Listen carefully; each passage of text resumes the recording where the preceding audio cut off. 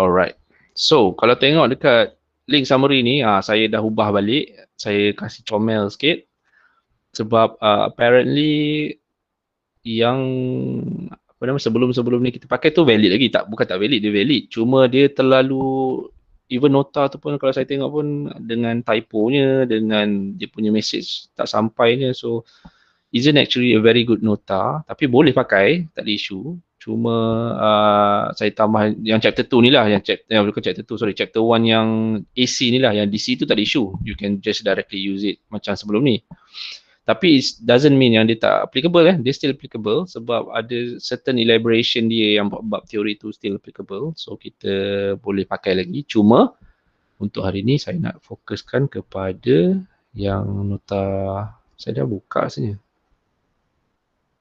Okay, tapi sebab nak kasih tunjuk macam korang punya, so this one, so kita buka yang ni lah.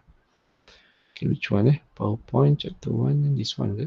Oh no, this one, yang ini daripada RP. Actually kalau korang tengok dia punya gambar tu lagi cantik lah. Kalau korang prefer, it's up to you guys. Tapi saya tak refer sangat, bukan sebab tak bagus, sebab saya dah terbiasa dengan yang original and then yang Lumun punya style. So tapi it doesn't mean ini tak bagus. Ini actually the same thing dia, cuma dia buat bentuk kemas sikit. So it's up to you nak pakai yang mana. Tapi for now, for today, kita akan pakai this one. Okay, this one I believe sebelum ni pun ada juga. Cuma sepatutnya saya includekan yang ni, yang original tu. Sekejap ya. Cari balik. 91. Silap. Latest notes. Yep. Chapter. Bukan. Give me a second this one. This one kita still pakai lagi sebab dia punya elaboration tu still applicable. In fact, ada certain formula tu dia ada elaborate kat sini lah. But I don't like it that much because dia terlalu bersepah. Tapi macam ni, semua yang nota-nota yang kita tengok tadi tu semuanya berasal dari nota ni juga sebenarnya. Cuma dia top up sikit. Okay, dan ni kita akan tengok bukan untuk apa, nak tengok soalan example dia ni je. Which is this one, okay. So untuk yang ni saya pass baton saya kepada iPad saya, so that senang saya nak conteng-conteng. Sekejap ya.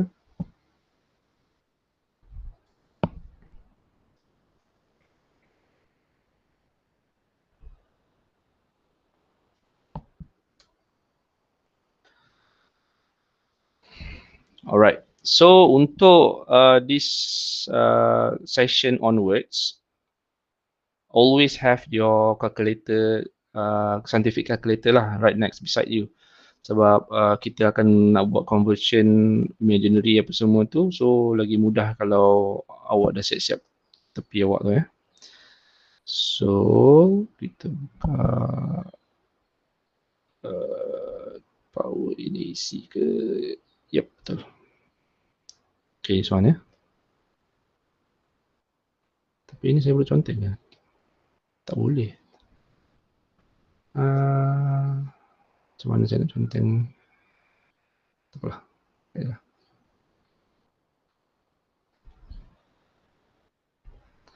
Okay, so on part 2, chapter 1 ni bukan chapter 2 ni chapter 2 ni syllabus lain. Kita pakai syllabus yang sama, kita pakai material yang sama tapi syllabus lain-lain sebab dia ada buang sikit.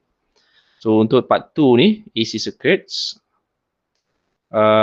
kita ada, okay, ini sama je macam nota yang sebelum ni saya cakap. Dia ada phasor diagram, yang mana kalau I tu dekat bawah, so dia punya phi ni, which is phase punya degree is negative, so dia lagging lah. And kalau dia I tu dekat atas, so angle between I dengan V tu positif, so dia leading lah. Sebab I lead pada V. So again, civil lah. Tak boleh conteng lah.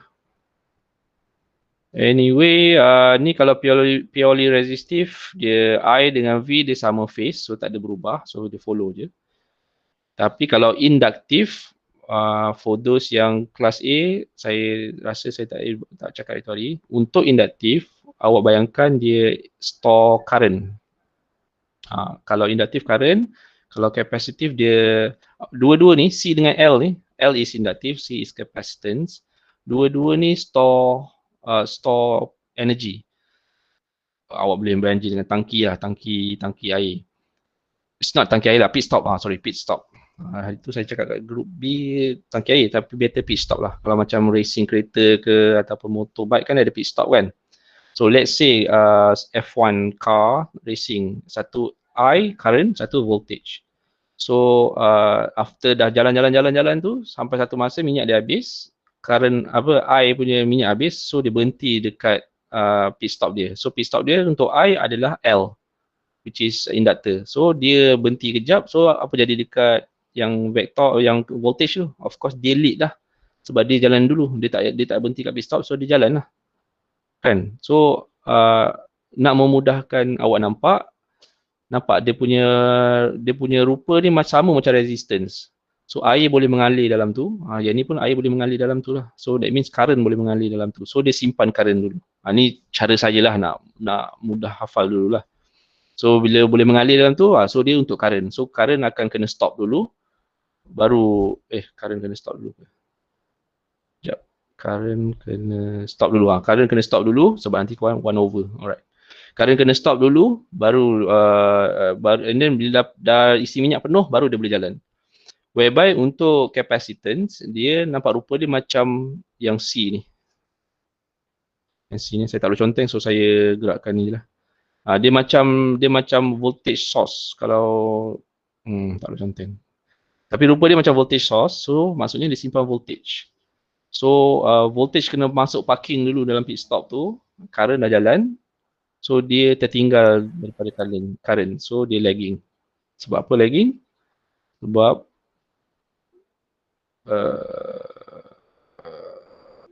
lagging pula. Leading. Dia leading sebab current dah ke depan. Dia kat bawah. Saya confuse dengan yang atas pula. Okay, current dah leading, current dah jalan dulu, dia masih dekat pit stop. So dia current leading ni lah. So kita nampak dari segi current. And rumus dia, yang ni kita tak ambil tahu sangat, kita ambil tahu yang lepas ni. Yang ini, tapi dua-dua pakai J omega lah. Cuma kalau L, dia pakai J omega L. Kalau capacitance, dia pakai 1 over J omega C. Tapi yang ni just untuk tunjuk C directly, just pakai J omega C lah ya. Ni nanti kita akan tengok lebih detail lagi macam mana nak pakai. Okay, dan kita ada RMS value. RMS value ni, saya rasa saya kena buka ni. Mana contoh-contoh ni? Ni. Okay, sekejap ya. Okay, RMS value ni, you can imagine kalau kita tulis dalam dalam gambar ke apa ke, dalam buku nota kita nampak macam ni lah. Dia punya voltage atau voltage atau current lah, pulang. Boleh macam ni, tapi kalau betul-betul awak plotkan pakai oscilloscope, awak sebenarnya akan nampak signal tu bukan straight macam tu, dia akan jadi macam ni. Dia ada some sort of noise embedded dalam dia. So kita tak, kalau macam ni senanglah awak ambil VM je terus. Tapi kalau macam ni macam mana awak nak decide VM dekat sini? Tak boleh lah. So what you should do is menggunakan VRMS. So VRMS ni ini saya tak payah cerita. Yang ni saya tak payah cerita, yang atas ni pun tak payah cerita, tinggal yang bawah ni je terus. Kita tak payah saya tak payah nak goreng banyak-banyak. Kita just sebenarnya the whole syllabus ni kita just pakai VRMS equals to VM over set 2. Sebab ada soalan dia bagi VM, ada soalan dia bagi VRMS terus. Kalau soalan tu memang dia nak pakai untuk power factor lah typically, dia nak pakai, nak suruh awak solvekan, selalunya dia terus bagi VRMS, awak solvekan. Tapi kalau dia tak bagi VRMS, dia bagi VM saja, then you should be aware. Awak kena convertkan dia dulu dengan membahagikan VM tu dengan set 2, then you should be able to get VRMS. Okay, saya tahu, saya cakap ni awak tak nampak lagi. But it's okay, dengar je dulu.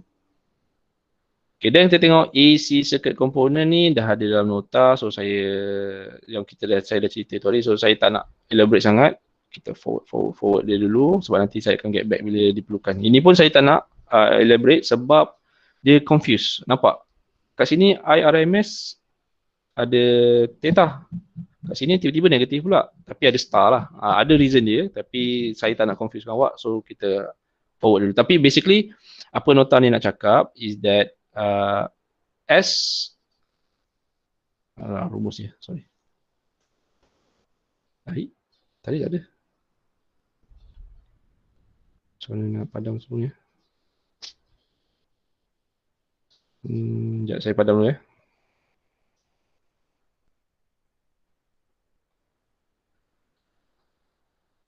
Leceh lah. Give me a second. Harap semua orang tabahlah ya. Bulan puasa first day ni dengan saya bel pula.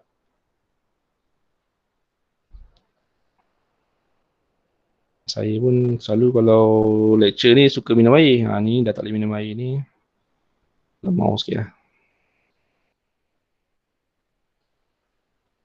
Saya padam dulu. Yang ni takut saya nak pakai lagi.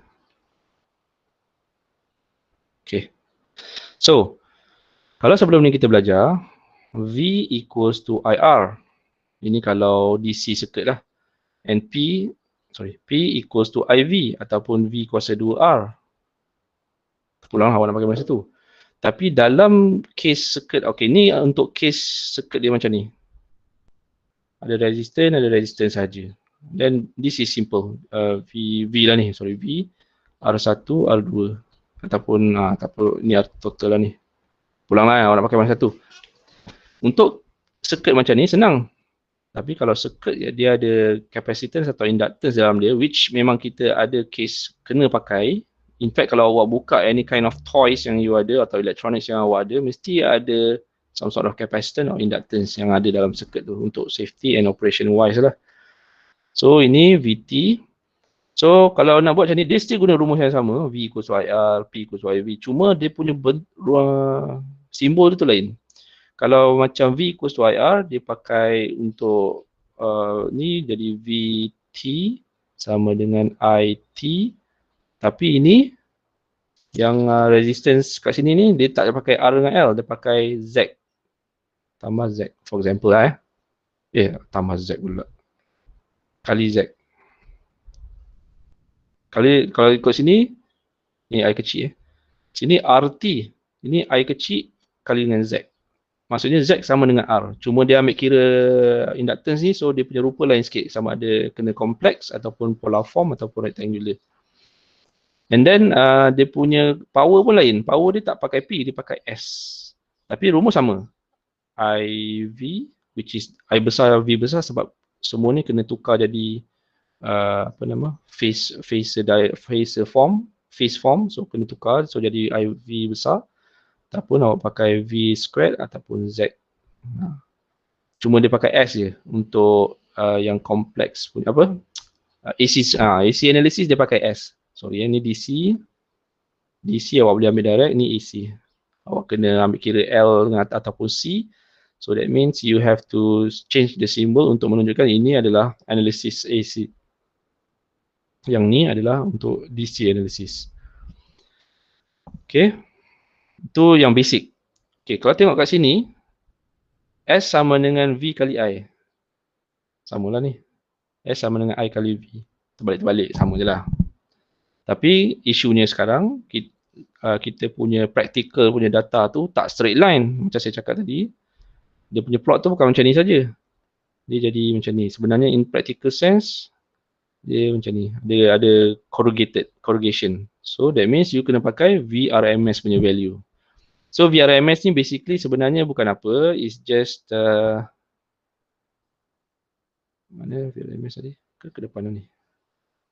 VRMS. Baik. VRMS sebenarnya root mean square. So sebenarnya dia purata, lepas tu kita squarekan kuasa 2, punca kuasa 2. Apa nama? Square, saya lupa bahasa Melayu dia. Tapi kita punca kuasa 2 kan lah untuk dapatkan a more stabilized punya values yang kita boleh gunakan untuk kita calculate power dia, S. And then nak dapatkan IRMS sama macam VRMS, kita just bahagikan dengan set 2 je. Ambil kira any kind of angle yang ada. Kalau ada angle face, kalau dia ada beralih face, ambil kira. Dan bahagikan dengan set 2. Ini just tekan calculator on which nanti saya tunjuk untuk kelas A. So yang itu saja rumus. At the same time, kalau kita pakai complex power S ni, kena dia punya calculation S bukan simply S kali V, I kali V. Tadi tu just for the sake of discussion dia sebenarnya. Yang ni saya just untuk for the sake of discussion dia I kali V. Tapi sebenarnya, dia sebab awak ambil kira V RMS, awak kena bahagikan dengan setengah. So 1/2 times V kali I. So it's the same thing, V kali I, cuma bila dah tukar kepada complex platform, complex punya form, awak kena ambil kira RMS punya value. So what happen is, awak kena bahagi 2 lah hasil awak tu. Ada reason dia kenapa, tapi untuk awak just ambil je value ni, formula ni. Bila DC, boleh P equals to IV. Bila AC, awak kena S sama dengan setengah IV. Okay. Okay, and then dalam S tu pula, katakanlah V awak I tadi tu, yang ni yang kita tunjuk yang tadi tu, sorry. Yang ni, setengah V kali I ni, ini adalah yang bawah ni. Saya tak boleh nak conteng, so saya buat macam ni. So yang ini, setengah V kali I ni, ini real number saja. Tapi bila, macam case yang circuit macam ni, dia, kalau dia tak ada purely resistance, ya Allah, susahnya. Okay, bila dia purely resistance macam ni, katakanlah tak ada inductance, tak ada capacitance, then awak boleh assume angle tu semua kosong atau imaginary version itu kosong, which is J kosong untuk dua-dua ni, then boleh buat macam ni direct.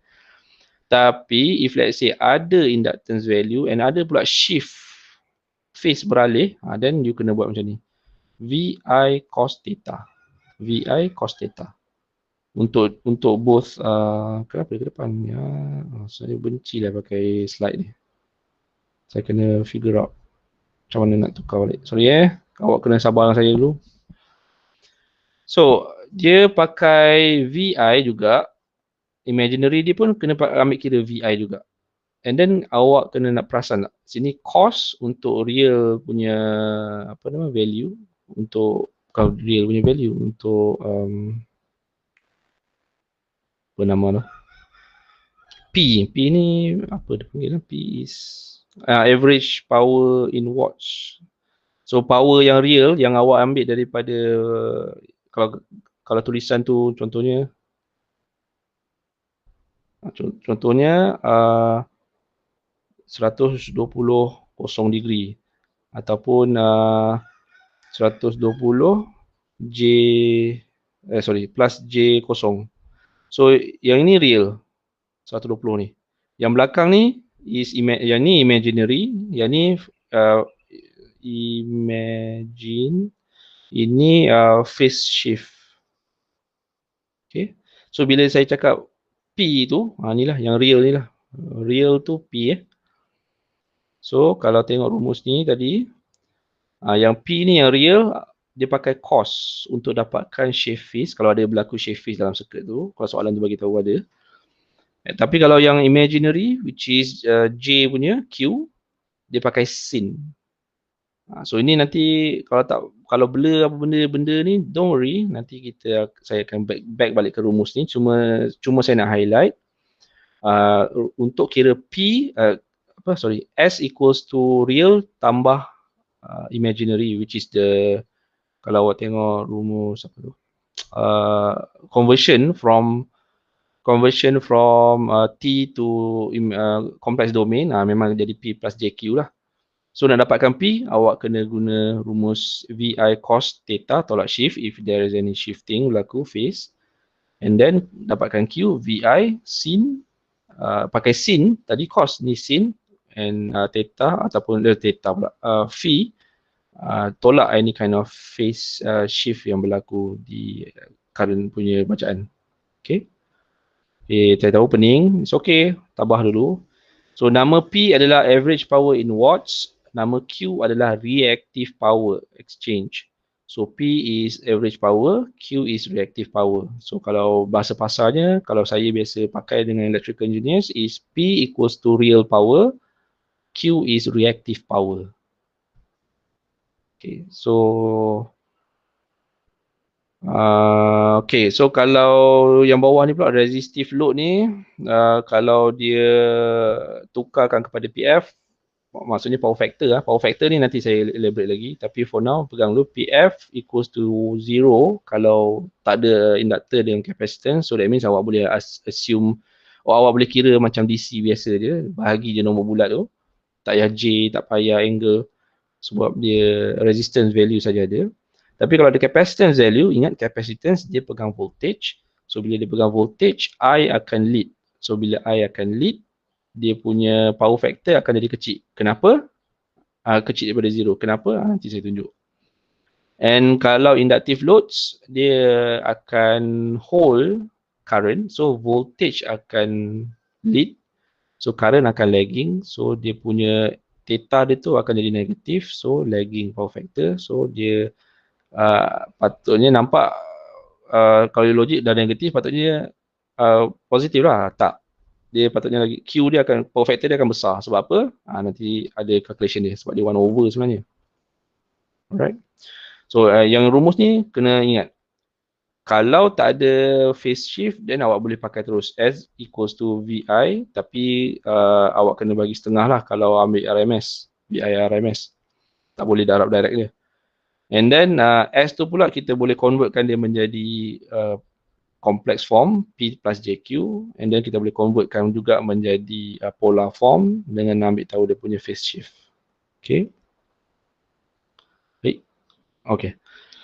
So yang ini dia just nak beritahu S tu nama dia apparent power, P tu real power macam saya cakap tadi, Q tu reactive power.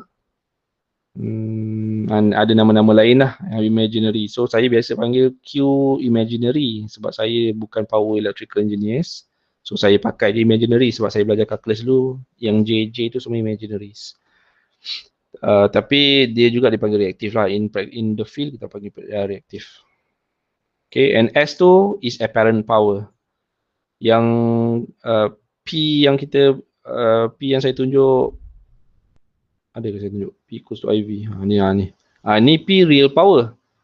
Yang P yang ni real power. Yang ini dipanggil apa nama tadi? Reactive. Apparent power.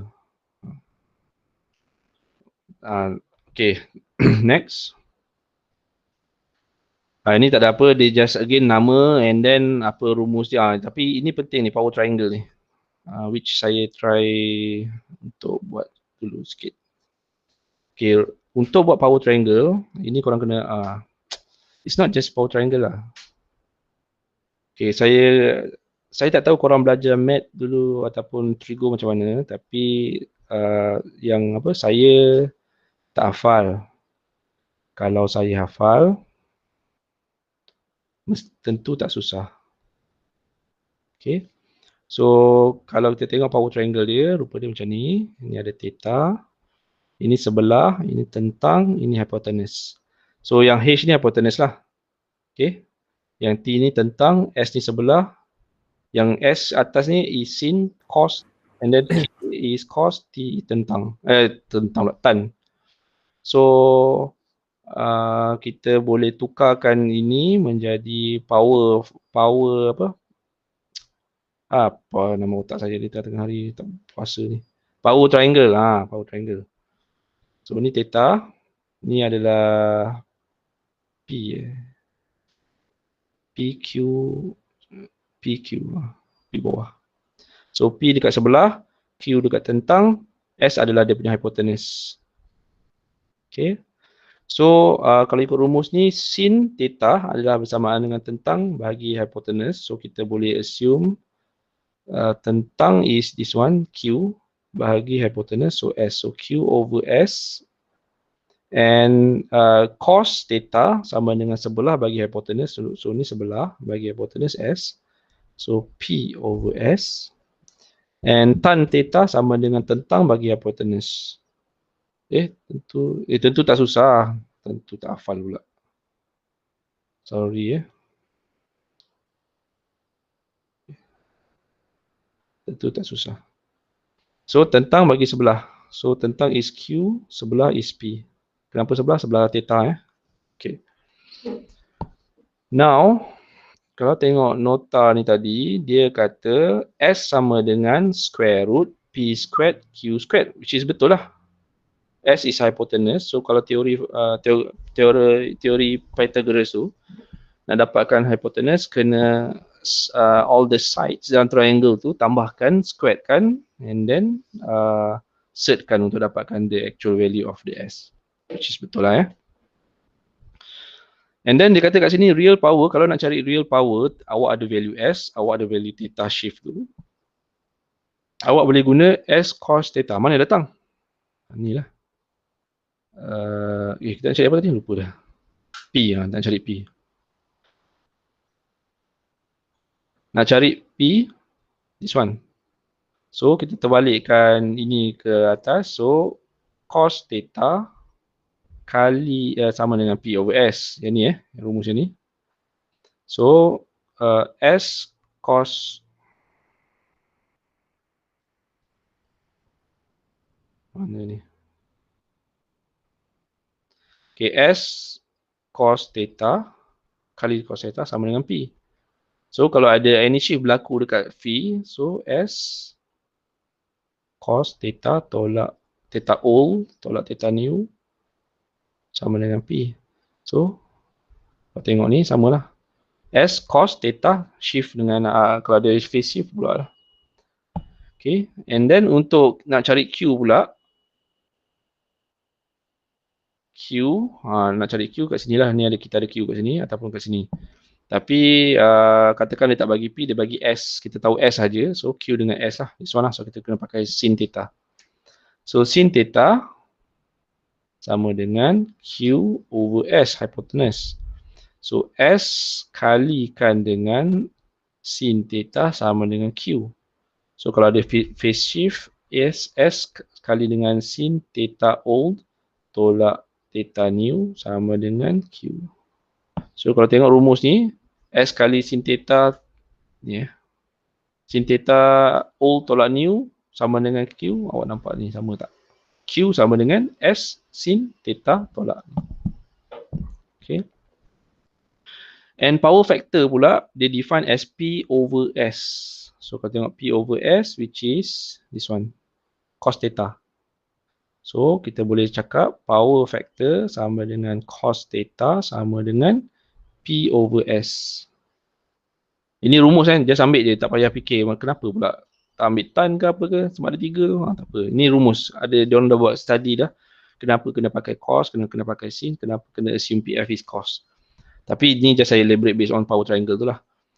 So kalau nak dah ada S, nak cari dah ada apa, nak cari power factor, dah ada apa? S dengan of course dah tahu theta, P pun mesti dah tahu sebab awak dah kira ni yang atas ni. So dapatlah power factor daripada situ, direct rumus terus. Boleh juga pakai cos theta tolak cos theta pun boleh juga nak pakai kalau dah ada cos theta. Dah ada theta baru, theta lama, tolak je, pakai je terus cos tu. Okay, ni yang basic. Okay, ni tak ada apa, jangan terkejut tengok apa benda lah setengah V, setengah V, IVI. Dia just nak cakap total complex real and reactive power. Maknanya kalau awak supplykan source banyak tu untuk real dengan reaktif, dia punya sum of real and reactive over individual loads, parallel ke, series ke, will equals to the voltage yang awak supplykan ataupun source yang awak supplykan. Sorry, to be precise, to be a bit more precise, apa yang awak bagi, itu yang awak dapat. Sepatutnya lah. So this is typically what you would be able to get lah in the field pun. So this is the general rule. So awak boleh simplifykan setiap voltage and current yang lalu, current dengan voltage yang lalu kat setiap elemen tu. Awak boleh simplifykan dia and sign as S equals to total is S1 plus S2. So apa yang awak bagi, which is S tak ada nombor ni, and at the end apa yang awak akan dapat is S1 plus S2. So the sum tu, tak kisah berapa banyak elemen awak pakai, will always be equal to the input. S equals to S1, S2, ST, tambah S3, tambah S4, S5, semua tu lah. Okay. Nothing much, cuma dia nak tunjuk macam mana. Okay, and then power factor correction. Kini saya power through ni, awak nak baca, awak baca sendiri. Tapi saya cerita ikut saya punya apa ni lah. Biasalah saya buat ayat sendiri, saya sendiri.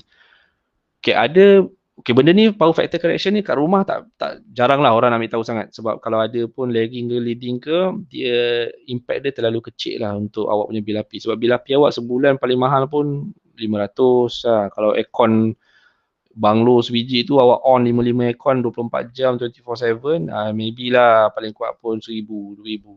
So bil api. So 1000, 2000 tu satu rumah memang besar. Tapi kalau awak fikir daripada segi TNB, awak bayar 1000, 2000 untuk di-supply, bagi dia tak goyang sangat lah. Yang awak punya demand elektrik tu provider awak constant. Tapi untuk kes-kes macam kilang, yang mana dia punya mesin dia tu pakai almost kilowatt, megawatt punya level. Maknanya kalau tiba-tiba demand tu maksudnya dia punya electric consumption dia tiba-tiba tinggi gila kan, sebab klien nak beli barang banyak. Macam awak ada kilang jual sambal nyet tu, tiba-tiba awak dapat order 500,000 satu hari tu. Mencirit lah awak buat onkan mesin tu seminggu, 2 minggu nak siapkan order awak kan. So mesin tu sebelum ni time normal operate is around sehari maybe 8 jam for example time awak kerja. Malam tutup.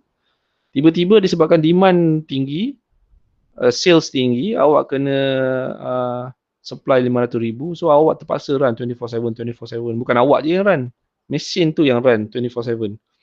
So tiba-tiba awak punya demand tu tinggi, so consumption tu tinggi. So what happen is TNB terpaksa sediakan pula, sebab terkejut kan, tak expect, TNB terpaksa sediakan khas untuk awak this amount of energy.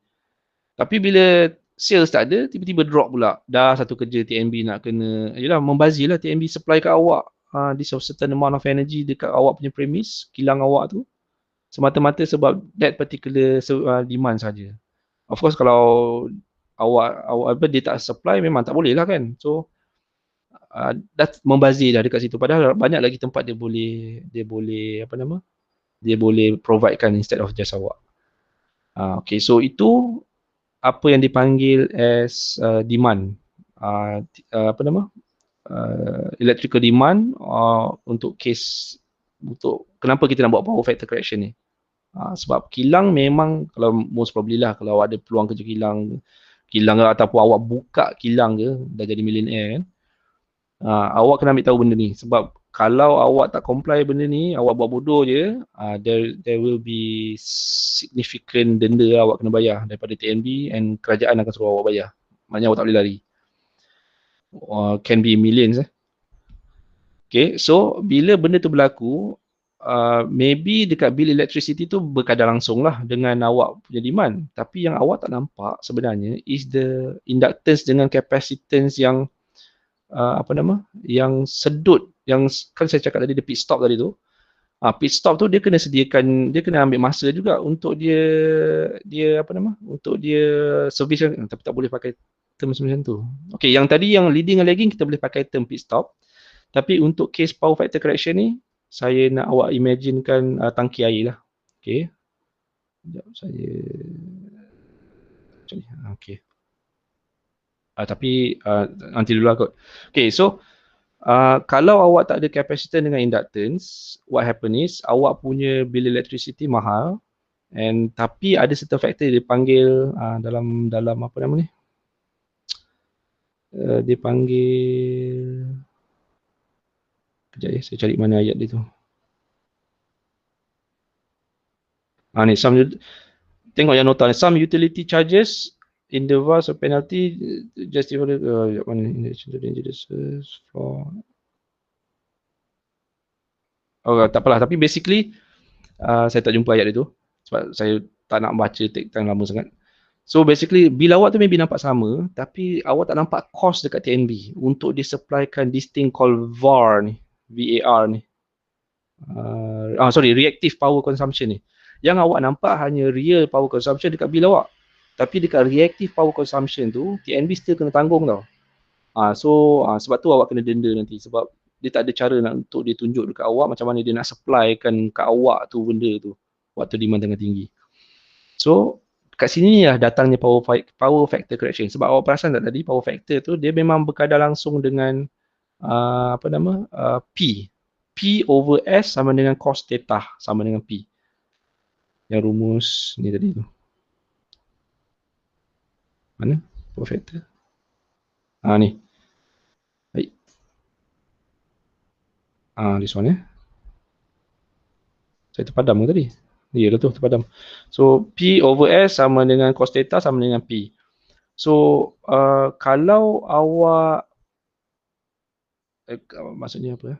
Kalau awak tak pasang capacitance, sebab capacitance akan bagi cos theta, what happen is TNB kena, saya dah cakap tadi dia kena providekan reactive power tu on their own side.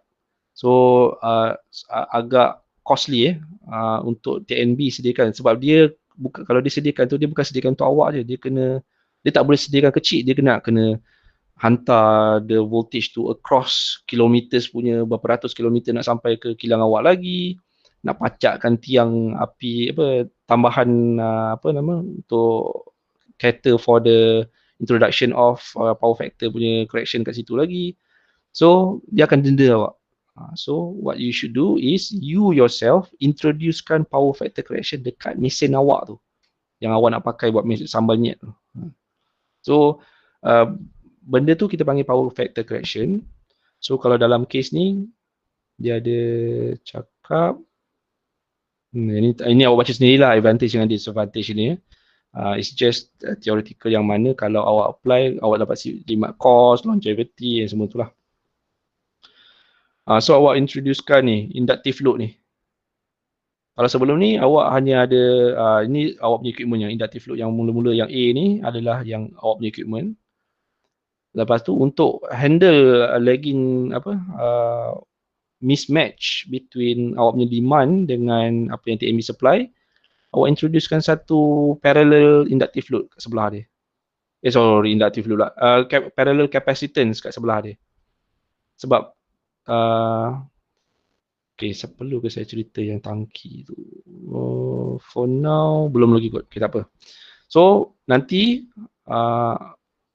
bolehlah kot saya cerita. So apa dalam cerita, apa yang berlaku kat sini sebenarnya? Kalau awak bayangkan macam saya cakap tadi, awak boleh imagine capacitance ni macam tangki voltage.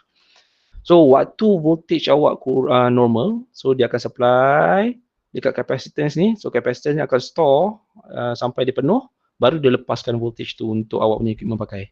Tapi benda ni berlaku sekejap je, mula-mula je. Sebab tu bila awak start power up awak punya kilang, awak tak boleh terus start awak punya mesin. Awak kena biar dulu, warm up dulu, on mesin dulu, biar dia warm up semua dulu. Sebab tu nanti kalau awak ada chance belajar dengan process control, dia punya starting machine tu dia mesti macam ni. So ni startup period lah ni, tengah-tengah ni. So waktu startup period tu, C ni akan ambil kesempatan, dia akan store all the voltages tu kat dalam badan dia. So let's say lah tiba-tiba ada demand tinggi daripada awak punya mesin dekat inductive load ni, boom, naik. So rather than disedut direct daripada TNB, disedut dulu daripada capacitance. So ada masa untuk TNB bertindak balas. So selalunya capacitance ni tak adalah kecil, awak bayangkan besar jugalah untuk capacitance loads ni. So most probably they will take 1 or 2 hours before that power factor that voltage is required by the TNB.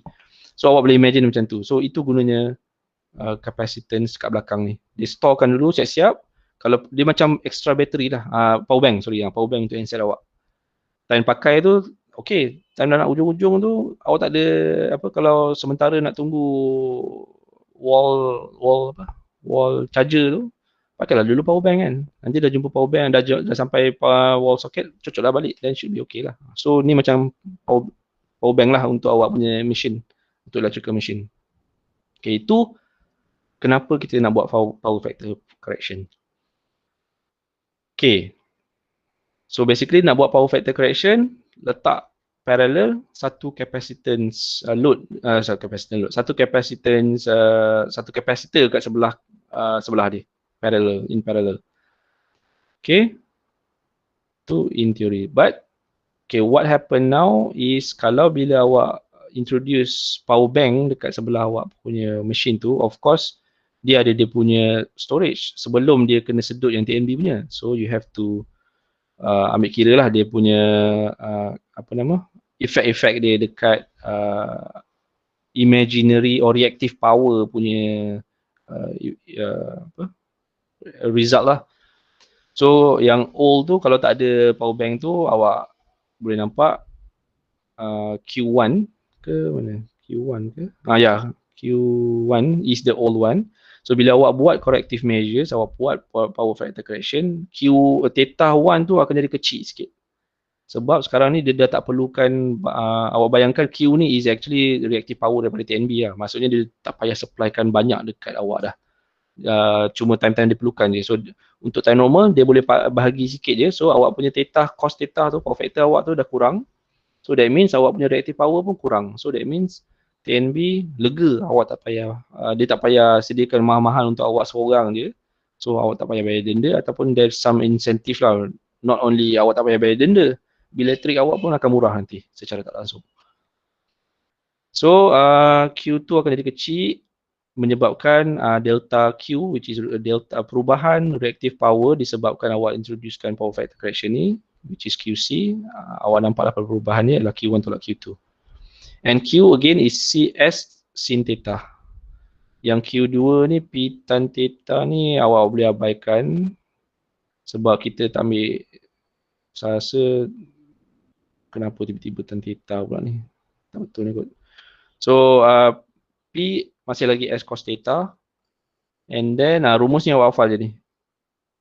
So bukan tak betul ni P tan theta ni ada lagi ni. Tapi saya tak nak elaborate lah sebab awak punya syllabus is more on apply kan je. So just tahu sikit-sikit mana datang and then apply kan. So nak dapat, bila dah tahu this property Q1, dah tahu delta Q, dah tahu value Q1, Q2, P, so awak boleh menggunakan apa nama rumus yang di kotak merah yang bawah ni untuk mencari value capacitance yang awak kena installkan dekat sebelah machine awak tu, parallel in your with your machine tu. So capacitance punya value tu awak boleh decide menggunakan C equals to QC delta Q lama tolak Q baru bahagikan dengan omega which is dia punya 2 pi f dia tu, and then VRMS squared which is VM bahagi set 2. Ataupun awak juga boleh guna P tan theta lama tolak tan theta baru bahagikan dengan omega VRMS squared. Okay. So kita ya rasanya tak banyak sangat pakai tan theta 1 tolak tan theta 2, tapi boleh je, most probably dia boleh je buat soalan macam tu, but typically you should be able to understand, hafal lah QC over omega V squared RMS kalau nak cari capacitance yang awak nak pasang untuk buat power factor correction tu.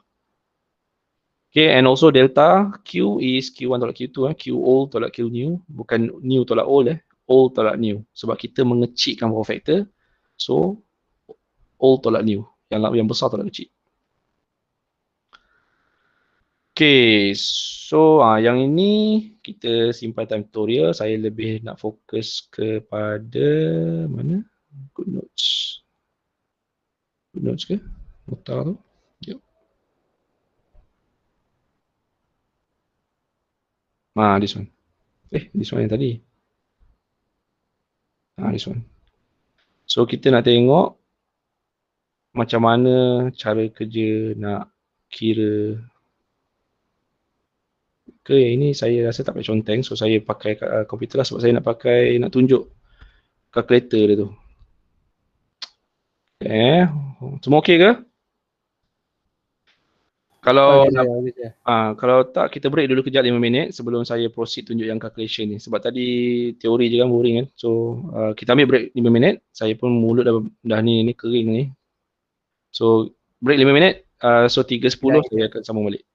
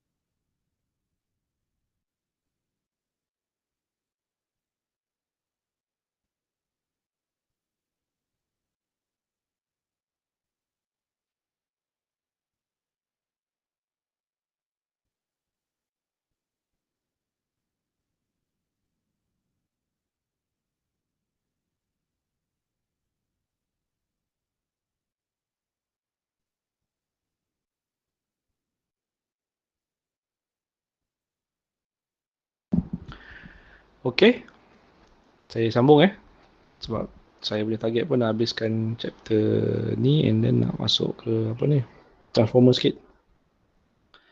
So kita proceed. Semua orang keluarkan calculator so that faham apa yang saya cakap ni.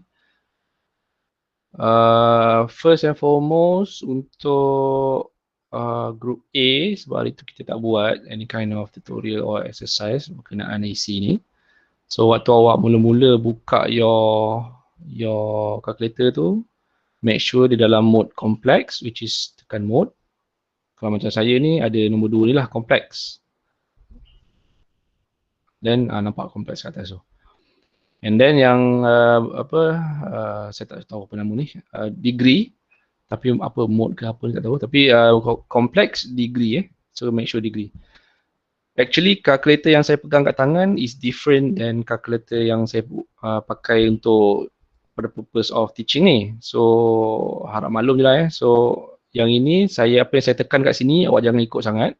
Sebab for those yang pakai macam saya FX570MS, rupa dia macam mana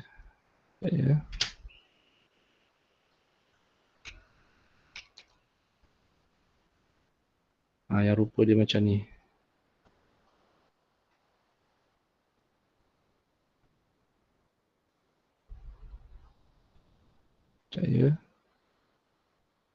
Dulu juga saya snap ni. Tak nampak lah pula. Bagi saya a few seconds je. Copy.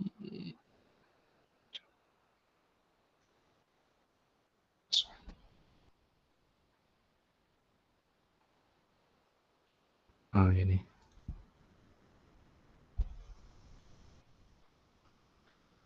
Saya guna calculator yang ni. I'm not sure sebab ini saya pakai ni since 2005, 2006 saya sambung degree dulu. So tak tahulah kalau korang punya still sama ke tak. Pakai sama macam saya. Tapi saya pakai ni. So kalau saya tekan physical tu akan lain sikit dengan yang ni. Sebab kalau perasan dia punya dekat tanda positif ni, plus ni. Nampak? Awak tak boleh directly tukar kepada polarity. Polarity directly macam calculator yang saya pegang kat tangan ni lah. Yang ini ada cara lain sikit. Tapi tak apa, just bear with me je lah. Kalau tu mode tu awak just Google sebenarnya boleh tahu macam mana nak tukar-tukar tu. Zaman sekarang dah senang kan. Okay, so kita start dengan example ni. Okay, sorry. Complex degree, make sure betul korang dah tukar mode complex. Kalau calculator yang by hand ni, kalau sama macam saya, sama juga, tekan mode and then nombor 2 juga. Lepas nampak dia punya tu. Okay. So itu yang paling utama sebab kita nak main dengan AC ni memang kena main dengan complex number. Alright, other than that, some basics before kita proceed. Tu biasa time tutorial lah kot. Okay, tak apa. Kita buat dalam tutorial. Yang ini, dia kata calculate the corresponding capacitor value to increase the power factor. Dia nak increasekan power factor tu kepada 2 lagging. Ni saya tak suka nota ni. Main petik je ayat dia. I'm not saying English tu bagus ke tak. English tu pun satu hal lah sebab the thing is, what happen ni kita dah pening kepala 2 lagging pula ni. Dengan MC Hammer. Basically dia nak increasekan power factor tu menjadi 0.95 PF lah power factor. Power factor unit dia PF PF. The frequency of the supply is set at 50 Hz. So circuit ni dia dah bagi siap-siap dah VRMS. So awak tak perlu kira tak perlu convert daripada VM menjadi VRMS. And dia punya load tu kita panggil equipment yang kita pasang tu load any kind of benda yang kita nak kena power on kan menggunakan distribution line ataupun power source daripada bangunan kita ataupun daripada TNB, kita panggil load. Any kind of load yang consume power tu. And then dia suruh kita determine apa value C. So first kita kena tahu I dulu. And then baru kita boleh dapatkan all the other details lah. So the first being I equals to V over R. Kalau ikut rumus kita belajar sebelum ni, DC V over R. Tapi sebab ini kita main dengan complex number, saya besarkan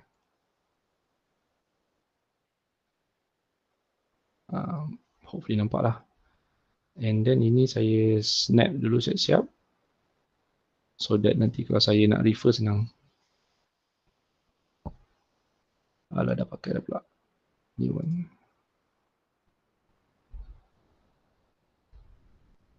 Mana? Oh, tak bagi buka ni. Lah, ni snip. Okay, ni soalan dia.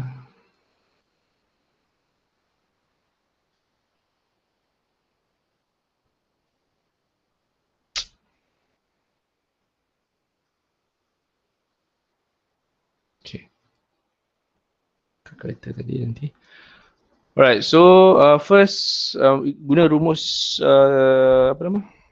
Electrical biasa V equals to IR, tapi sebab kita main dengan complex number, phasor domain, so kita tukar kepada Z lah, dia punya R tu. So Z tu maksudnya dia akan ambil kira load ni lah load equipment awak. Dalam equipment awak tu tak tahu ada capacitance ke inductance tu, kita assume dia. Maknanya dia dah bagi dah ni.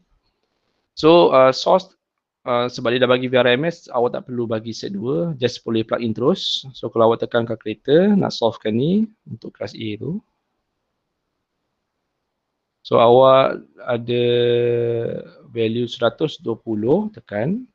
And then ni yang ada gambar ni ajak angle ni, tekan kurungan main dash ni. Silap. Shift. Nampak. Dia ikut color kalau warna orange ke gold ke apa ni. Brown lah, brown. Nak masuk ke simbol brown, tekan shift lah sebab shift brown. Okay. So 120 bahagi 120 angle dia kosong. Bahagi dengan buat kurungan to be safe. Saya dah buat silap dah hari tu dalam kelas tu. 25. Shift angle dia adalah 30 untuk load kita. So kalau kita tekan ni, dia jadi benda pelik-pelik macam ni. Tapi bukan pelik-pelik. Ni dalam bentuk polar form. Tadi kita ada polar form, ini dalam bentuk rectangular. Kita ada polar form dengan rectangular. Rectangular tu yang J tu lah. Yang J tu kalau kita tengok, macam ni sepatutnya 4.16 minus J 12/5. Tapi kita untuk calculator ni letak J tu kat belakang lah. And then dia taruh SI. Sebab dia punya dia pakai pixelated punya ni kan. So dia pakai I lagi mudah untuk dia display. So untuk dapatkan angle dia ni, tukarkan kepada polar form. Ni rectangular form, nak tukarkan kepada polar form, tekan shift, complex. Ni kes saya lah kalau calculator yang lain tu jangan ikut.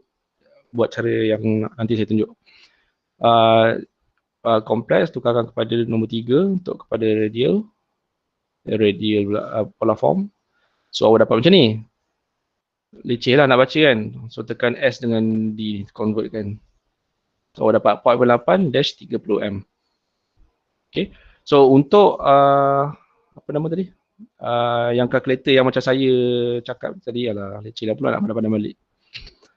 Tapi what you should do is tekan daripada 4 point something tu minus J berapa tu, awak terus tekan shift and then simbol ni tambah ni. Sebab kalau simbol tambah ni untuk calculator tadi tu dia ada arrow yang kalau tengok yang belah atas kiri dia tu, simbol atas dia tu R and then ada angle punya simbol. Maknanya dia suruh convert simbol yang ni lah, yang R theta ni. Dekat awak punya tambah tu. So kalau awak tekan shift tu, dia akan convertkan menjadi nombor macam ni lah lebih kurang. Kalau nombor dia lain tu, awak tekan S dengan D ni, nanti dapatlah. Okay. Itu cara nak guna calculator untuk calculate. Ada soalan?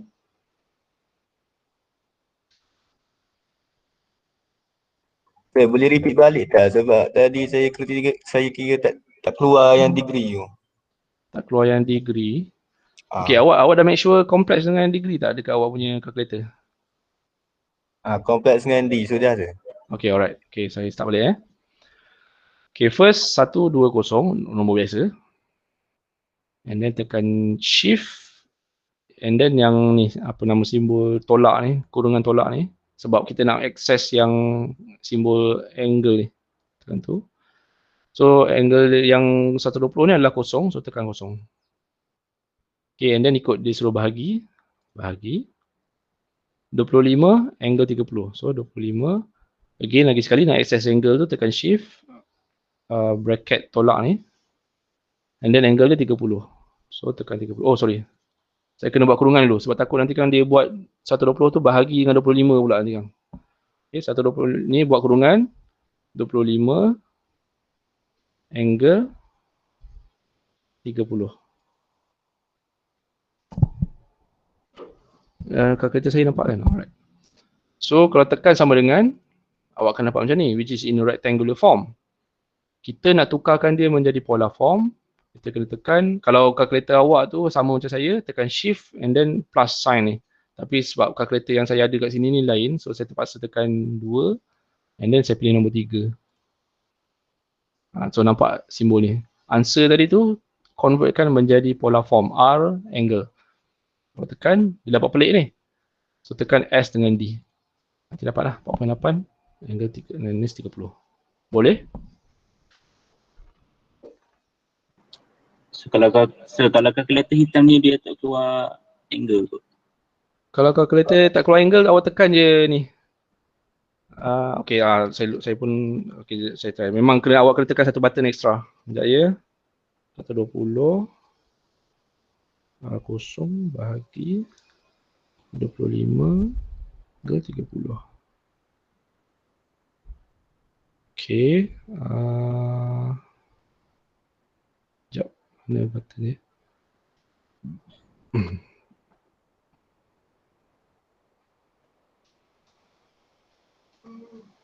Sekejap. Macam mana nak keluarkan imaginary? Ya Allah, padahal baru je 2-3 hari dulu lepas saya buat. Tekan ni.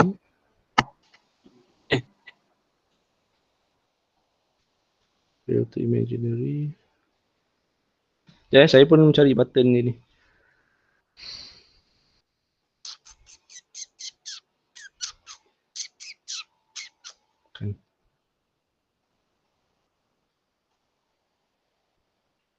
Okey.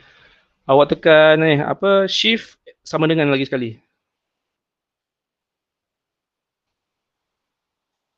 Kan bila awak convertkan jadi polar, awak nampak 4.8 kan? Lepas tu awak tekan shift and sama dengan lagi sekali. Keluar. So yang ni lain sikit. Saya pun terlupa lah. Saya duduk tak pandang atas pula. Semua orang boleh? Boleh. Dapat sir. Boleh sir. Okay, cun. So, kita proceed. Yang next step pula. Okay, now dia kata nak kena dapatkan P dengan Q sebab kita nak, apa tadi? Nak dapatkan C kan kita kena, mana rumus tadi? Ni. Allah. Ya, internet kat rumah saya ni. Ni. Nak dapatkan C, mana tadi C ni? Ni. Nak dapatkan C kita kena ada Q dengan V RMS dah ada dah. So tak ada hal lah, tak gaduh. Kita tak ada QC ni. QC ni maksudnya dia nak old one tolak new one. Nak dapatkan Q1 dengan Q2 tu kena pakai ni pula.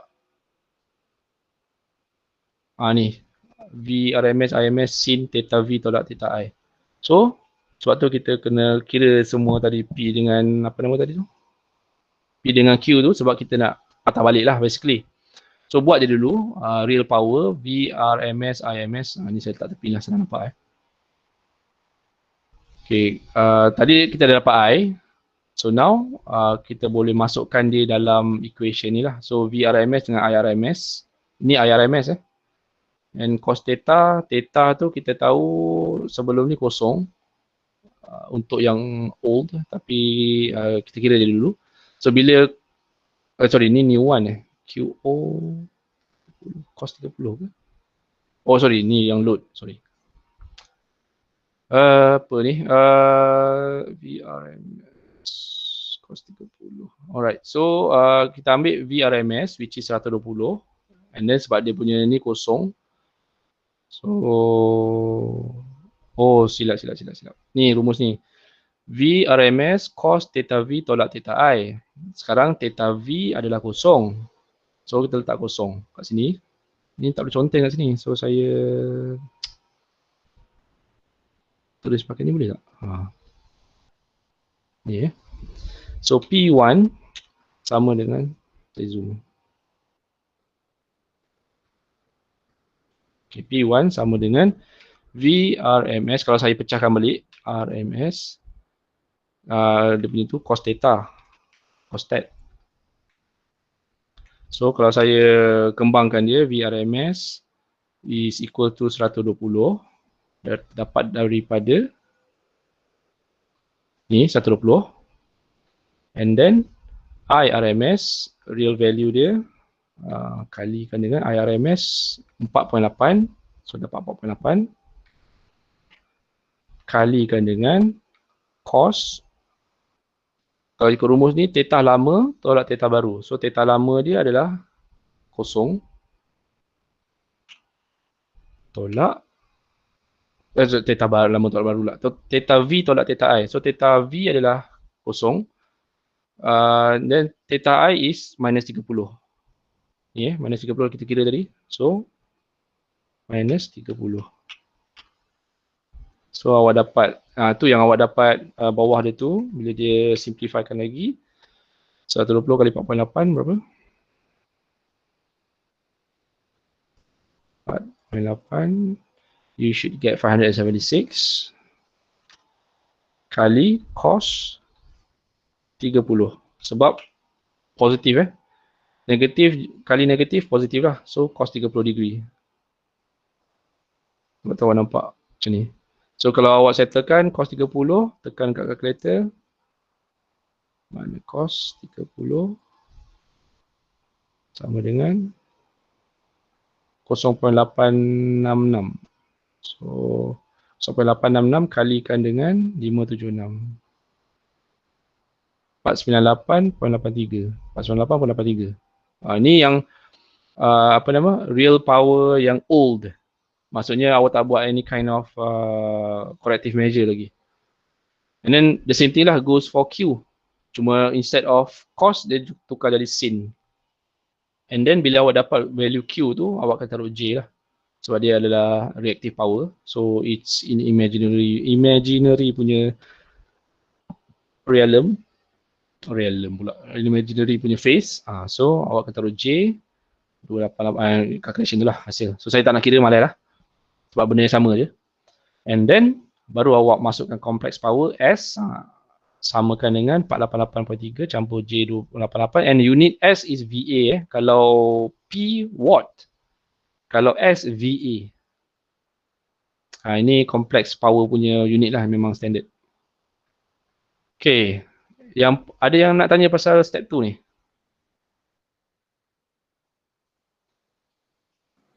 Tak ada sir. Ada okay clear Okay, before kita proceed, saya nak tunjuk macam mana nak tukar 4.883 ni menjadi angle, just in case lepas ni kita nak pakai. Contoh 488.83 tambah, macam nak masukkan J288 ni. Tekan dulu D288 and cari I. Ni I. So awak akan dapat macam ni. Sama 283. So nak tukarkan kepada polar form, macam kalkulator saya ni, saya kena tekan ini 2, 3. Dapat. So nak tengok dia punya apa nama? Dia punya angle kan ni SD lagi. So dapat 30. So yang ini senang macam ni, tapi yang kalkulator hand lain pula. Yang apa kat tangan ni lain pula. Tapi basically instead of shift 2, 3, yang ni shift sama dengan dia. Then you should be able to go. Should be good to go. Okay. Ni just selingan je. Okay. Okay, then macam mana, then the next step is kita ambil tahu berapa power factor yang berubah hasil daripada, bukan power factor, berapa angle yang menyebabkan power factor baru tu menjadi dia lah. So kalau yang lama punya 30 degree, which is current ni, ambil daripada daripada ni, 30 ni, dua-dua ni 30. So old power factor is 30. Ingat rumus PF is P over S. So P 30 over S. S J288 ni kalau kita convert berapa ya? Sekejap ya. Ni lah 30. 30. Ke dia dah cakap kat soalan ni?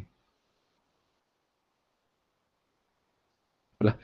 So power factor lama 30 sebab yang P kita 30. Lepas tu untuk yang the new one dia kata kat soalan tu dia nak dapatkan the new power factor so that dia lagging 0.95. Nak reducekan lagging tu menjadi 0.95 PF. So kita buat rumus power factor is cos theta. Mana rumus power factor? Sekejap ya, saya back balik. This one. PF sama dengan P over S ataupun cos theta baru, theta voltage tolak theta I. Saya duduk fikir baru lama pula. So, kita dah tahu power factor 0.95, kita tak tahu theta I. Kita tahu theta V je, which is kosong. Ya ke? Bukan. Kita tak tahu theta yang baru, which is ni theta baru is theta V tolak theta I yang baru, which kita tak tahu. So kita biarkan theta je as a whole. Tapi kita tahu PF and kita tahu cos lah. So bila cos bawa sana, sebab tu jadi cos negatif 1. And theta baru, PF baru kita soalan dah bagi. Dia nak so that power factor baru is at 0.95. So kita arctankan je lah. So kalau kita buat arctan the new PF, kita akan dapat mana arctan lah, arc cos. So cos 0.95 tutup kurungan dan awak dapat 18.19 degree. Faham ke kenapa dia patah balik Sebab kita tak tahu the new theta. The new theta is theta V new tolak theta I new. Kita tak tahu V new, kita tak tahu I new. Kita hanya ada V old, I old. Mana I old? Ni I old dengan V old, which is this one lah. So kita tak tahu, tapi kita ada PF. Ya, ada tanya soalan ke? Ya, sila tanya. Nak chat boleh, nak cakap boleh.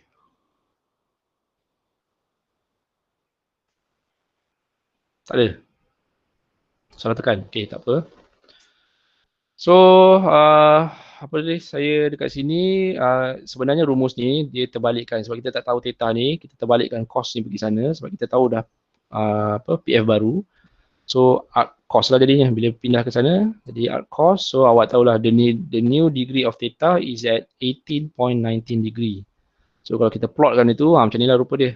Sebelum ni dia lagging, current tu lagging dengan voltage sebanyak 30 degree. Tapi bila awak dah set target nak dapatkan 0.95 punya power factor, so kita boleh tahu degree yang baru is dia still lagging, tapi in a much better sense lah sesuai dengan application ni. So 18.19 untuk plot I dengan C. Tapi untuk power factor punya effect, nampak kat sini lah. Tadi 30 Q all kan power triangle S, P dengan Q. So now kita punya Q dah rendah, reactive power kita dah rendah, tapi P dengan S still sama. So tak ada perubahan secara fizikal. Maknanya awak tak perlu supplykan another voltage supply ke, awak tak perlu onkan pasang solar energy ke, tak perlu. Ini hanya berkenaan dengan circuit je maksudnya awak boleh solve kan. So awak beli capacitance, murah je cost dia. Okay, so dah tahu semua tu, awak boleh keluarkanlah maklumat dia. So P sama dengan P1 masih lagi sama sebab kita hanya ubah angle. Yang berubah therefore is the Q. So kalau tengok sini, VI cos theta sama dengan VI cos theta nu. Apa dia cakap ni? Theta O sama dengan theta nu. Mana dia sama dengan O? Dia yang sama S ni. Tapi okay, never mind. Ni nota ni satu lah. Dia main petik, dia main samakan je. So S S sama dengan V over V kali I. Calculate reactive power and new power factor. Actually saya yang ni kot. Dia kita samakan. Oh ya, S still sama, sorry. S still sama sebab nampak power dia still sama, cuma kecerunan dia turun sikit lah. Sama ke? Tak sama ni sebenarnya ni. Apa yang sama? Kenapa dia kata V RMS1 sama dengan V RMS2 cos theta nu? Okay, this one saya clarify nanti. Kenapa dia kata sama, tapi kita ambil je dulu sebab saya tak nak buang masa kat sini lama. Nanti saya rasa ada ni, tapi biasalah dah petang-petang ni, puasa waktu lemah lah otak saya. So dia kata new sama dengan old in terms of S. So bila kita susun theta apa nama ni? Theta new pergi ke equation yang lama, so that kita boleh dapat S yang terhasil akibat daripada theta power factor kita tu, apa nama? Power correction kita tu, power factor correction. So nampak dia ambil RMS1, ni RMS1 yang RMS1 ni. Oh sorry, dia ambil yang theta baru pula. Theta lama dia pergi baru. Sorry, theta baru tu theta lama, sorry terbalik Dia pun tengok typo lah, saya pun dah pening dah petang ni. Sorry maaf Okay, yang theta baru, VI baru ni biar sebab kita memang tak tahu pun berapa. Kita tahu yang lama, and kita tahu theta baru. So bawa yang baru ni pergi ke theta lama untuk dapatkan S baru. Sebab S baru, S tak sama ni S ni tinggi, tadi saya cakap sama, salah. Nampak daripada sini pun dah nampak lah, ini panjang lagi, ini pendek lagi. Okay, so S baru dapat 525.07 VA sebab kita bahagikan ni P lama dengan cos factor baru. So bila dah dapat tu, kita boleh gunakan S2 tu untuk dapatkan Q reactive power yang baru. Sebab tu S2 sin theta ni kita dah tahu memang 18.919 ni. So kalikan dia dengan S2 yang kita dah jumpa 525 ni tadi.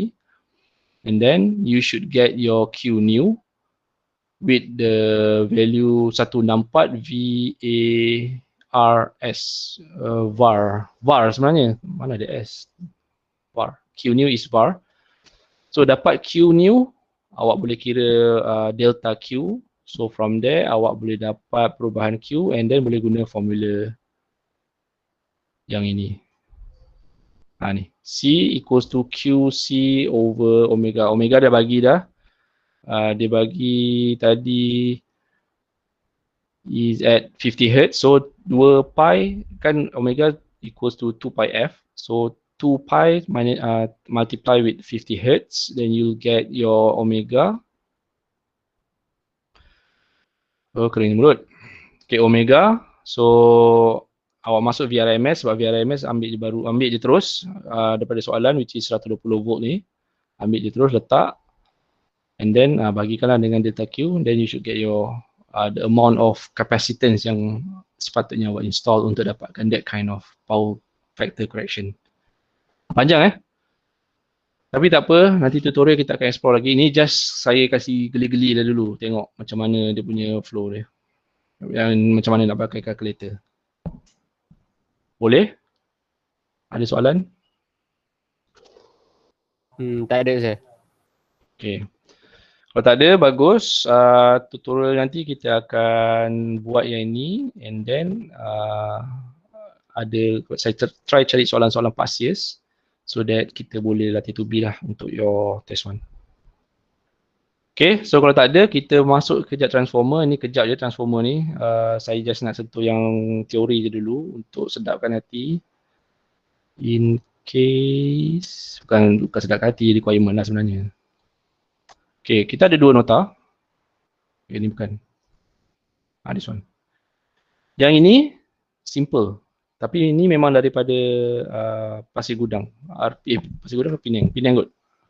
So ini memang simple lah. Sebab dia yang awal-awal ni teori dia, so dia tak ada nak explore sangat. Tapi saya try campur-campurkan maklumat. Okay, so single phase transformers. Kita ada single phase dalam our Malaysian punya practice. Kita ada single phase, kita ada three phase, triple phase. Maksudnya kalau rupa dia tu, awak boleh tengok kat sini. Ini nota daripada kelas lain. Dia ajar subjek ni. Subjek 2, 4 rasanya. So ni nampak single phase kecil je. Satu kotak, dalam tu ada magnet, and then ada wire coil around it, and then some wires tapping into the pole. Whereby kalau three phase ni, ni memang awak nampak dekat TNB punya cawangan je lah. Bukan cawangan, TNB punya distribution house dia tu. Yang rumah-rumah TNB yang awak tengok kosong selalu tu. Tu memang ada ni. So dia three phase sebab dalam ni ada 3 benda macam ni lagi besar, and then dia perlukan dia own cooling system apa semua, so dia tak panas sangat. So gunanya three phase ni is for to deliver high voltage lah. So ini kalau awak simply masuk pegang benda ni memang awak barbecue lah. Sebab ni 13 kV ataupun 110 kV, 3.3 kV ataupun 110 kV. Yang awak pegang bateri awak tu hanya berapa? 1.4 volt. Ni kilovolt.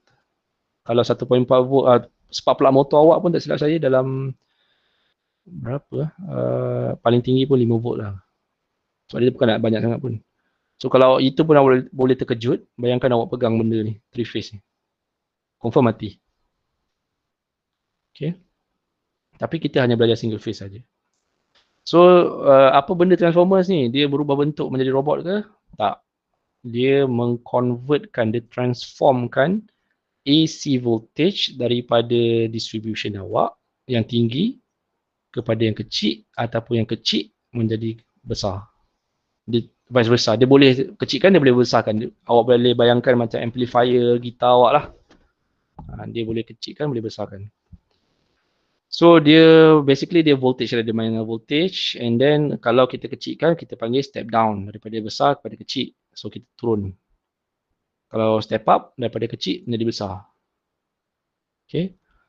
And then dia ada 2 kategori, satu iron core, satu winding. Iron core rupa dia macam ni. Ini iron core. Tapi yang kita akan belajar is windings. Sebab ni paling simple and paling banyak applicable and kita boleh replicate dalam lab kita. Iron core ni mahal. So awak pergi mana-mana universiti pun jaranglah nak ada, except for memang universiti tu ada researcher buat transformer, which I doubt so. Sebab benda ni dah sangat biasa dah. So tak tahulah kan. So kalau iron core ni, dia laminate-kan iron core tu untuk menghasilkan magnetic interference. So that bila menghasilkan magnetic, akan terhasil some electricity lah. Sama ada kecilkan atau besarkan tu bergantung kepada application. And basically dia menggunakan prinsip magnetic field lah untuk operate. Basically untuk menghasilkan elektrik. Sama je dua-dua ni, dua-dua menggunakan magnetic field. And then untuk winding, sebelah kanan ni kalau katalah ni step down maksudnya banyak coil ni, yang ni high voltage lah. Kalau kecil coil ni low voltage lah. So macam case ni step down.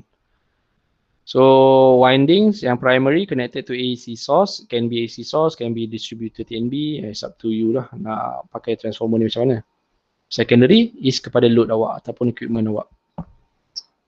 Okay. Kalau tak ada load, maksudnya awak biar terbuka macam tu je wayar, awak jangan mengada-ngada sentuh lah. Tapi benda tu kita panggil open circuit. Tapi kalau awak sentuh jadi close, then short circuit, awak lah mati. So depending on the amount of electricity being transform lah kan. So ni contoh macam mana dia apply. So ni daripada awak punya wall socket, for example, primary circuit ke apa ke, dia masuk sini. So transformer ni akan convert, akan mengaruh yang sebelah sini. And then kat sini pun ada juga kind of field magnetic akan berlaku juga. So dia potong yang belah sini, dia akan activate yang belah sini, menghasilkan dia own magnetic field yang sebelah secondary ni. So, and then magnetic field yang primary dengan secondary ini akan berpotong between each other, menghasilkan geseran static and therefore menghasilkan elektrik punya ni lah, charge lah. Bila mengalir, lepas tu bila charge tu dia kena kat sini, dia akan mengalir dan meng-onkan awak punya equipment. Macam in this case, lampu ni lah, bulb ni. So term-terms yang awak kena aware, primary kita panggil primary lah, daripada source kita panggil primary circuit ataupun primary coil. Secondary is the one yang awak connected to the load or secondary coil. And then coil ni itself penting sebab ni akan decide how much voltage akan turn on atau akan dibesarkan atau dikecilkan. So dia bagi tahu yang NP is the primary turns punya core ni, dia punya lilitan ni. How many turns dia pusing. And then kalau yang secondary NS, kalau primary NP, secondary NS. And then NS turns ni menceritakan tentang berapa turn dia pusingkan dekat secondary punya ataupun receiving end punya lilitan. Kenapa lilitan ni penting? Dia decide whether berapa banyak voltage yang terhasil daripada aruhan magnet tu. Lagi banyak awak lilit, lagi banyak awak dapat aruhan. That's the basic principle lah. Okay, core type ni just untuk awak tahu dia punya dia pakai winding juga sebenarnya, tapi rupa dia lain sikit. Ni. Yang ni winding biasa. Sorry, ni core type biasa, ini shell type. Shell type ni kita jarang guna, kita lebih fokus kepada core type.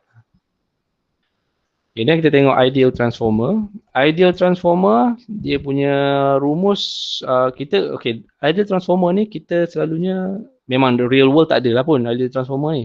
Takkan jumpa. Tapi ideal transformer ni kita akan gunakan untuk comparison ataupun achieve objective. Kita nak set as a objective, capai baguslah, which is impossible. Tak tercapai, at the very least it's much better than yesterday. So ideal transformer ni lagi pun satu untuk fahamkan basic operation dia lah. So apa yang kita bagi, kalau macam ideal, apa yang kita bagi itulah yang awak akan dapat. That means VP over VS sama dengan I. Ini current dia berlawanan. Current ni memang nature dia degil sikit. So kalau VP dengan VP over S, so dia melawan. Dia S over P. And lilitan dia akan ikut primary lah. So NP over NS. So ni ideal. Maknanya tak ada aruhan berlaku hilang ke ataupun ada noise ke dekat signal coil tu ke. So ni ideal cases untuk kita repair, untuk kita tahu dia punya generic punya equation, which is ni penting VP over VS, IS over IP, NP over NS, sebab benda ni memang kita akan pakai nanti, which is ratio. Alpha ni kita panggil ratio. Coil ratio ataupun transformer ratio. Ni kita akan gunakan untuk decide how much is VS, how much is ES, how much is EP, how much is IP. Kat situ kita akan guna nanti. Okay. Lama tak cakap banyak-banyak. Time pausa. Okay, so dalam ideal transformer, dia tak ada core losses. Maksudnya ferromagnet ni panggil ferromagnet. Dia akan mengalirkan apa yang awak bagi, itulah dia akan bagi kat sebelah sana. Which in real case impossible lah. Akan ada aruhan ataupun hilang energi sikit sebab haba, sebab travelling. Sedangkan minyak, kereta nak bergerak pun kena habiskan minyak, ini kan pula elektron. Okay, the core is infinitely permeable, maksudnya aruhan tu tak ada loss lah basically. Memang betul-betul boleh over time, dia, kalau T equals to 1 dia transmit 10, T equals 100, 1000, infinity pun dia masih lagi transmit 10 voltage. Maksudnya tak ada degradation lah. There is no flux leakage. Flux leakage ni waktu magnetic interference kat sini, tiba-tiba hilang sana ke hilang sini ke, tak berlaku. Itu dia panggil flux. All fluxes link are all coils. Apa ni? All fluxes link all coils. Fluxes ni maksudnya setiap coil ni ada dia punya flux. So magnetic field dia sendiri. So semua aruhan magnet tu panggil flux. Berlaku di setiap coil. Tak ada satu coil pun yang terlepas daripada flux tu, daripada aruhan magnet tu. The windings have no resistance. Maknanya wire yang awak pakai ni totally lossless, which is impossible sebab even though sekarang ni kita pakai copper wire untuk kita punya laptop, untuk kita punya USB cable apa semua, copper cable tu ada dia punya loss themselves tapi kecil lah, not too significant sebab tu kita pakai. Okay, ni rumus yang typical kita akan guna. Let's say for example, dia bagi kat sini power source dekat sebelah primary 4.44 Fn. There's no loss Vmax at Vmax. So bila masuk primary N1, itulah yang awak akan nampak dekat E2. 4.44 Fn to Vmax. So in this case dalam ideal transformer, E1 over E2 sama dengan N1 sama dengan over N2 sama dengan A. So maknanya tak ada berlaku any kind of lossless langsung. E1 berkaitan langsung dengan N1, E1 berkaitan langsung dengan N2, N1 berkaitan langsung dengan E2, sorry. Okay, saya pun dah lemau dah ni. Ada apa-apa soalan so far?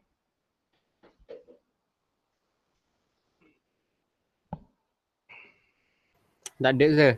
Tak ada, ni teori je kan? Simple so far. Tak ada. Alright. So, saya habiskan yang ni, and transformer ratio ni saya simpan next class lah. Sebab ni saya rasa better kita, ada example semua ni, so better kita freshen up time tu lah.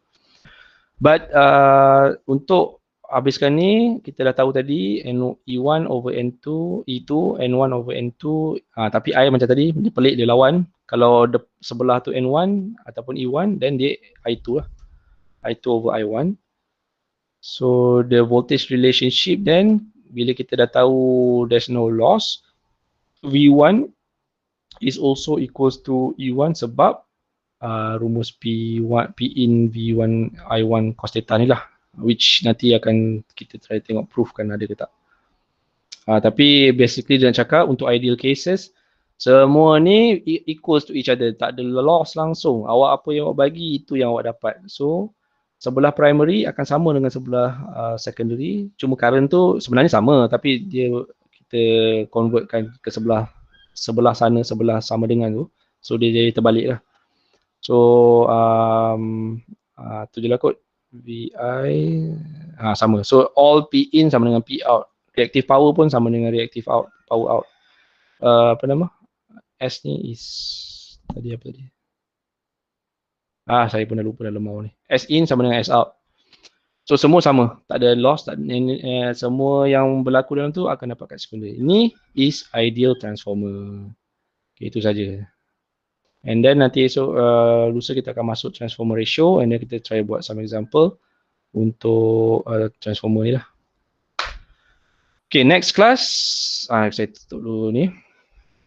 Tak apalah, biar. Next class untuk group A, saya akan buat tutorial untuk chapter 1 ni, which is untuk apa nama ni? Ni. AC circuits ni, untuk make sure korang okay. Kita buat yang ni, yang simple dulu, and then kita terus buat yang susah. Ini. So, and then saya akan cari top up satu lagi dengan soalan apa nama? Final semester lepas kalau saya jumpa. Saya buat satu, and then lepas tu awak submit kena submit kat Google Classroom, and then kalau sempat, hopefully sempat, saya memang nak sempat, kita buat yang ini. Kita buat yang ini, example ni, kita elaborate kan. Tapi trust me, kalau awak rasa lambat ke transformer senang. Saya dulu kalau dapat soalan transformer ni, saya senyum seorang-seorang, gelak seorang-seorang, kuat-kuat dekat dalam dewan exam. Which saya tipu lah tapi maksudnya dalam hati tu saya seronok lah sebab benda ni senang. Okay, ada soalan? Kalau tak ada, kita boleh tamatkan session kita hari ini. Tertekan tadi. Alright, so saya assume tak ada soalan. Kita jumpa on the next class. Terima kasih for your time. Minta maaf kalau ada kurang. Biasalah first day puasa, lepas tu membebel, dah lama tak membebel. So otak saya short sikit.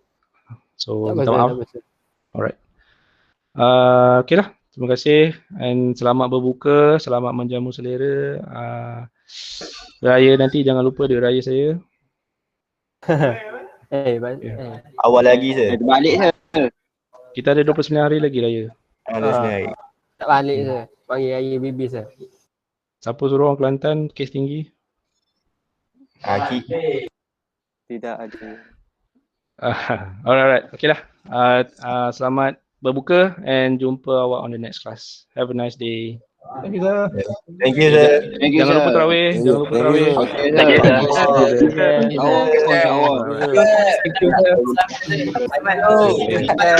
I love you, sir. I love you too. Thank you sir. Thank you sir. Thank you sir. Welcome, welcome. Thank you, sir.